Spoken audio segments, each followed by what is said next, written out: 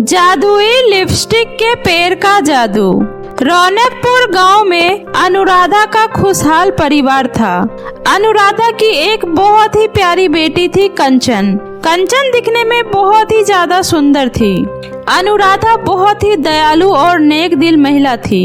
एक बार की बात है, दोपहर का समय था और सभी लोग सो रहे थे। तभी अनुराधा के घर का डोरबेल बजा। जब उसने दरवाजा खोला तो देखा कि एक बहुत ही विचित्र महिला उसके सामने खड़ी है।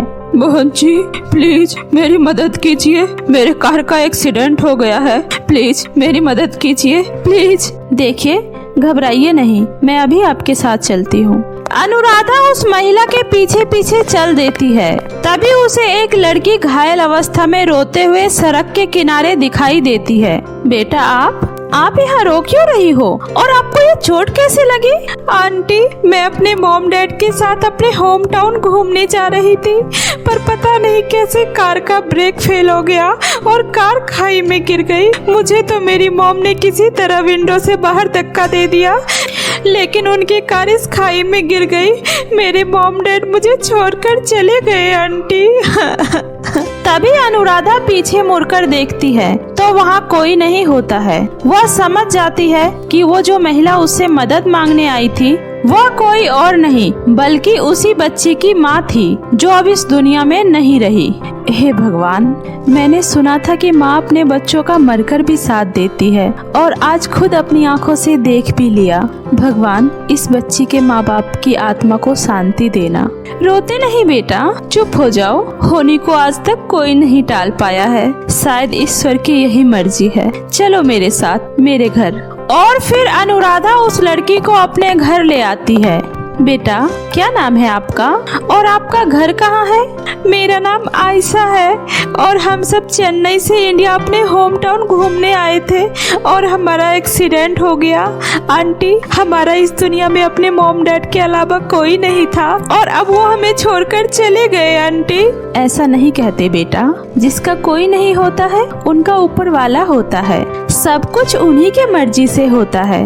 वैसे तुम मुझे मेरी बेटी कंचन की तरह ही लगती हो। तुम अब से यही हमारे साथ रहना और खबरदार, जो खुद को अकेला समझा तो आज से हम सब तुम्हारे अपने हैं। अब रोना बंद करो। आयशा अनुराधा के गले से लग जाती है। तभी कंचन स्कूल से आती है। अरे अरे, तुम कौन हो और इस तरह मेरी माँ से चिपक कर क्यों बैठी हो? माँ, ये लड़की कौन है काली हफ्सी सी? ये आयशा है बेटी और आज से ये हमारे साथ ही रहेगी। इसका इस दुनिया में कोई नहीं है तो मैं इसे अपने साथ अपने घर ले आई। वाह माँ, आपने तो अच्छा खासा इस घर को अनाथ आश्रम बना दिया है। कोई नहीं है तो घर लेकर आ गई। अरे, इस दुनिया में अनाथ आश्रम नाम की भी कोई चीज होती है? मैं कहती हूँ ये कल्लो यहाँ नहीं रहेगी। कंचन, ये क्या तमीज है किसी से बात करने का? मैंने तुम्हें यही सिखाया है। और ये कल्लो या हफ्सी नहीं है, इसका नाम आयशा है और ये अब से यहीं रहेगी। कान खोलकर सुन लो, ये मेरा आखिरी फैसला है, समझ गई? और आयशा से तमीज से बात करना, वो उम्र में तुमसे बड़ी है। कंचन गुस्से से वहाँ से चली जाती है। इसकी बातों का बुरा मत मानना बेटा, ये मेरी बेटी कंचन है। लाड प्यार में कुछ ज्यादा ही बिगड़ गई है। अच्छा चलो, तुमने कुछ खाया भी नहीं होगा, जल्दी से हाथ मुंह धो लो। मैं तुम दोनों के लिए गर्मा गर्म खाना लगाती हूँ।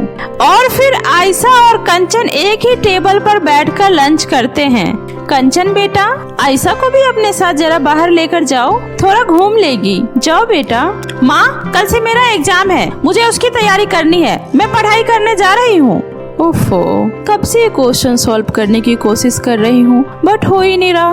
ओह गॉड, क्या करूँ? कंचन, कौन सा क्वेश्चन सॉल्व नहीं हो रहा? मुझे बताओ, मैं ट्राई करती हूँ। तुम कभी स्कूल भी गई हो? बाय द वे, ये क्वेश्चन है, ये तो बहुत ही आसान है। ये देखो, इसको इससे डिवाइड करेंगे, इक्वल टू इतना आ गया, फिर इसे इससे मल्टीप्लाई कर देंगे और ये रहा हमारा फाइनल आंसर। अरे वाह, मैं अब समझ गई। वैसे मुझे पहले से ही पता था। आयशा मुस्कुराते हुए वहाँ से चली जाती है। ऐसे ही दिन बीतने लगते हैं। फिर एक दिन कंचन जब स्कूल जा रही होती है तभी उसकी माँ कहती है, आयशा को भी अपने साथ स्कूल ले जाओ बेटा। व्हाट? ये मेरी स्कूल जाएगी? हाँ बेटा, ये आपके स्कूल में ही पढ़ेगी। प्रिंसिपल से मेरी बात हो गई है। स्कूल में आज आयशा का टेस्ट है। अगर टेस्ट में पास हो गई फिर एडमिशन भी हो जाएगा। वैसे पास तो हो ही जाएगी, तुमसे ज्यादा इंटेलिजेंट जो है पढ़ाई में। अब मेरा मुंह क्या देख रही हो? ले जाओ और दोनों बहन साथ ही घर आना। माँ भी ना पता नहीं किस आफत को मेरे गले में बांध दी है। अब चलिए महारानी स्कूल। स्कूल में सभी बच्चे आयशा को देखकर हंसने लगे, क्योंकि आयशा बाकी लड़कियों की तरह नहीं थी। वह साउथ इंडियन थी। उसका रंग काला और लिप्स मोटे थे। अरे कंचन, आज ये तो किस नमूने को अपने साथ स्कूल लेकर आई है? एकदम कार्टून लग रही है। अरे इस कार्टून को तो हमारे टाइम पास के लिए स्कूल लेकर आई है। देखो, मैं कोई कार्टून या टाइम पास के लिए नहीं आई हूँ। मैं यहाँ पढ़ाई करने के लिए आई हूँ, और आप लोग भी अपने पढ़ाई पर ध्यान दो तो बेहतर होगा। अरे तेवर तो देखो इस कल्लो की, अगर सुंदर होती फिर पता नहीं क्या करती। हो आई बरी, आज ही टेस्ट में पता चल जाएगा। टेस्ट देकर एडमिशन लेना हर किसी के बस की बात नहीं है।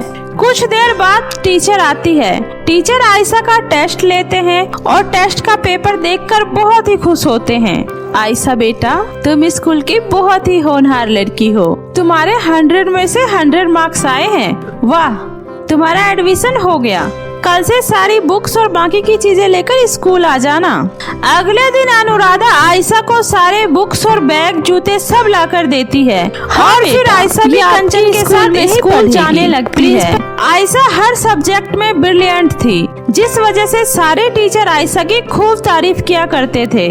और वहीं कंचन को नहीं पढ़ने की वजह से डांट सुनने को मिलते रहती थी। एक दिन कंचन स्कूल के पार्क में बैठी थी।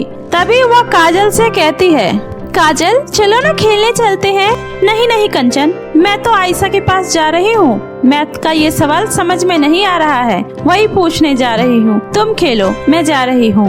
रागनी, तू यही मेरे साथ बैठ जा थोड़ी देर। नहीं नहीं कंचन, मेरा भी इंग्लिश का काम अधूरा रह गया है।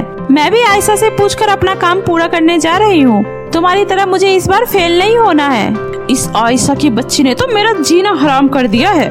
जिसे देखो इसी का गुणगान गाते रहते हैं। पता नहीं ऐसा क्या है उस कल्लू माई में। तभी उसे उसके क्लास का सबसे हैंडसम लड़का रोहन दिखाई देता है। Hey Rohan, how are you? I am fine. अच्छा सुनो, ये नोट्स तुम अपनी बहन आयशा को दे देना और उसे मेरी तरफ से थैंक्स बोलना। उसने मेरी नोट्स बनवाने में मेरी बहुत हेल्प की है। तुम्हारी बहन सच में यार बहुत अमेजिंग है। ऐसा कुछ भी नहीं है जो उसे नहीं आता हो। इतनी इंटेलिजेंट लड़की मैंने पहली बार देखी है। उससे पहले तो मैं ये समझता था कि सारी लड़कियां तुम जैसी बुद्धू होती हैं। Okay bye.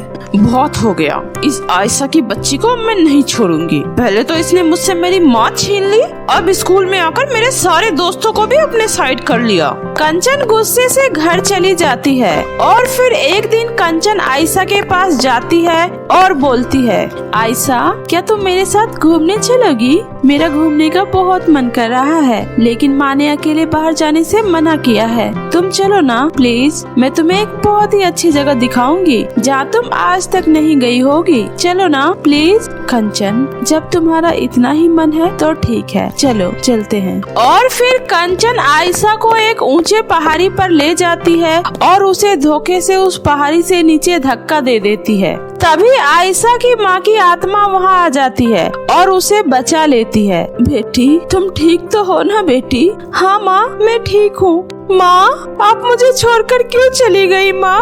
प्लीज माँ, वापस आ जाओ ना, मुझे आपके साथ रहना है माँ, प्लीज माँ। नहीं बेटा, अब मैं वापस नहीं आ सकती। मेरा घर अब आसमानों में तारों के पास है। मैं और तुम्हारे पापा तुम्हें बहुत याद करते हैं, और यहाँ तुम्हारे पास तो अनुराधा जैसी एक और माँ है और कंचन जैसी प्यारी बहन है। फिर भी तुम इतनी दुखी क्यों हो बेटा? माँ, कंचन मुझे बिल्कुल भी पसंद नहीं करती, क्योंकि मैं काली और बदसूरत हूँ। वो मुझे अपना नहीं मानती है माँ।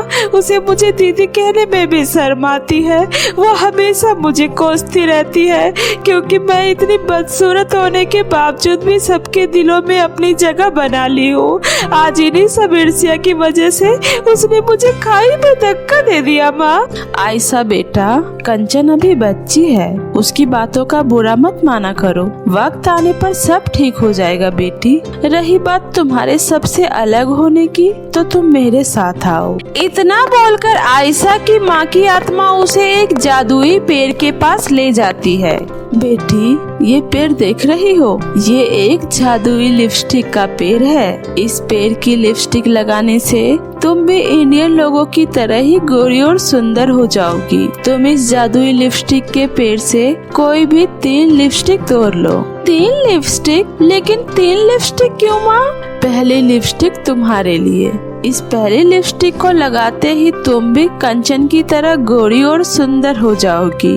और दूसरी लिपस्टिक, ये दूसरी लिपस्टिक तुम्हारी बहन कंचन के लिए। तुम ये दूसरी लिपस्टिक कंचन को दे देना। इस लिपस्टिक को लगाते ही कंचन के मन में जो तुम्हारे लिए ईर्ष्या और द्वेष है वो सब खत्म हो जाएगा और वो तुम्हें अपनी सगी बहन की तरह ही प्यार करने लगेगी। और ये तीसरी लिपस्टिक अनुराधा के लिए मेरी तरफ से उपहार में देना। इस लिपस्टिक को लगाकर वो जो भी बोलेगी वो सच हो जाएगा। अब तुम खुशी खुशी अपने घर जाओ, सब ठीक हो जाएगा बेटी। इतना बोलकर आयशा की माँ की आत्मा वहाँ से गायब हो जाती है। आयशा खुशी खुशी उस लिपस्टिक को अपने होठों पर लगाती है। लिपस्टिक लगाते ही आयशा बहुत ही खूबसूरत लड़की में बदल जाती है और फिर वो अपने घर आ जाती है। आयशा को घर वापस आता देखकर कंचन बहुत डर जाती है और वो अपनी माँ से लिपटकर बोलती है, माँ, भूत भूत माँ। अरे ये क्या नापसना बक रही हो? ये तुम्हारी दीदी आयशा है, ये कोई भूत नहीं है। माँ मुझे माफ कर दो, मैंने आज अनजाने में इसे पारी से धक्का देकर नीचे खाई में गिरा दिया था। ये वहाँ से जिंदा बचकर तो नहीं आ सकती है ना माँ? माँ ये भूत है, प्लीज माँ इसे कहो यहाँ से चली जाए और मुझे छोड़ दे। माँ मुझे बचा लो माँ, वरना ये मुझे मार डालेगी। प्लीज माँ। तूने आयशा को मार डाला?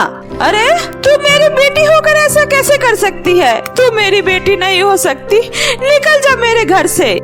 माँ प्लीज मुझे माफ कर दो, गुस्से में आकर मैंने ऐसा कर दिया, मुझे इस बात का बहुत अफसोस है। माँ प्लीज मुझे माफ कर दो।